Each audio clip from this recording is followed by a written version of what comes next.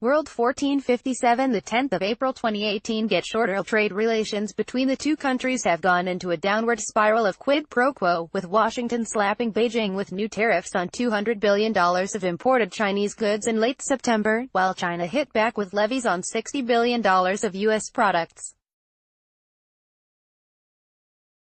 China's Ministry of Finance has ordered a dozen Chinese and global investment banks to handle the sale of $3 billion in U.S. dollar bonds later this month, the Wall Street Journal (WSJ) reported. Read more. Washington to accuse China of leveraging world trade to weaken U.S. reports. According to the publication, citing sources familiar with the matter, Beijing is expected to market the securities to investors as soon as next week, and sell bonds that mature in 5, 10, and 30 years, thus becoming a regular sovereign debt issuer. If true, this would mark the second dollar bond sale for China in a year and the third since 2004. According to the U.S. Treasury Department, as of July, China ranked first in terms of investments in U.S. bonds at $1.171 trillion.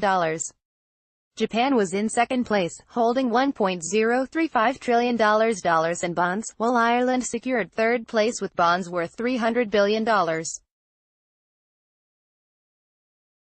U.S. crude oil shipments to China totally stopped. In a parallel development, the president of China Merchants Energy Shipping Co., CME's, Xie Zhenlin, announced on Wednesday that U.S. crude oil shipments to China had totally stopped, amid heightened trade tensions between the two nations.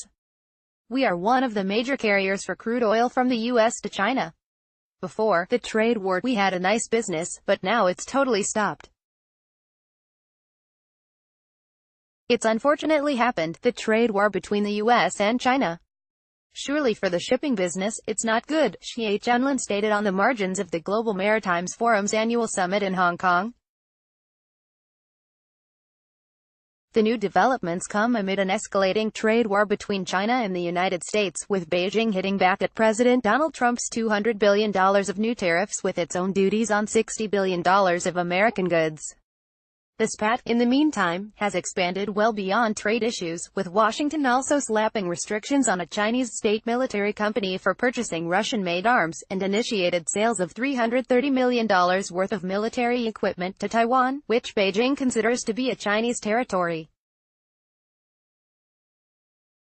In addition, during a UN Security Council summit in New York last week, President Trump alleged that China was meddling in the upcoming 2018 midterm elections in the United States, purportedly targeting Republicans to express their indignation with Washington's trade policies.